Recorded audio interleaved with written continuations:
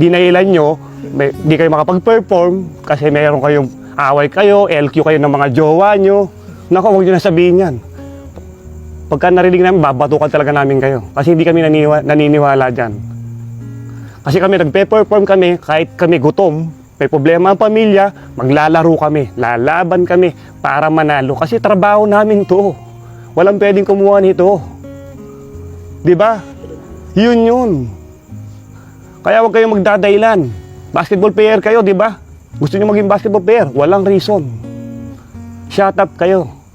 Kahit anong problema pa yan, dahil nakakain naman kayo dito. Scholar naman kayo.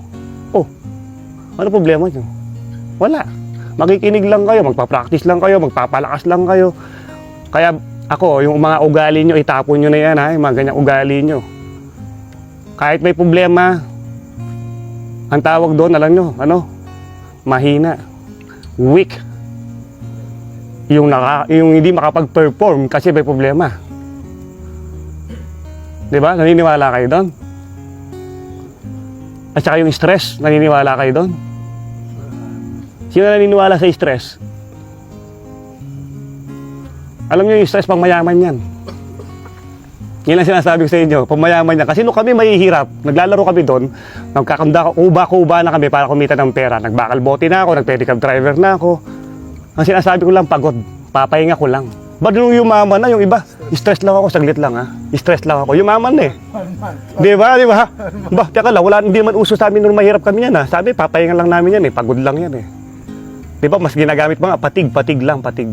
Nung yumaman na, nagkapera na, stress na. Aba, naapektuhan na. Para sa akin, yung mga naniniwala sa stress, oo, yung naniniwala sa stress, mahinang nilalang na tao. Para sa akin. Tandaan nyo yan. Yun lang yun. Doon kayo gagaling. Kahit kasi, alam niyo bakit? Pag puso mamon ka, parang ako, marami akong basher. Alam niyo yan. Tama? At mararanasan niyo yan pag magaling din kayo. Mababash din kayo. Pero mahina loob nyo, puso mamon kayo, tangina, minura ako eh, pati yung nanay ko, dinamay eh. Naku, wala na kayo mararating. Dapat matibay. Hindi lang ang katawan, hindi lang lahat ng skills na meron kayo. Pati mindset at dibdib nyo matibay. Kasi yan ang puhunan ng isang magaling na player.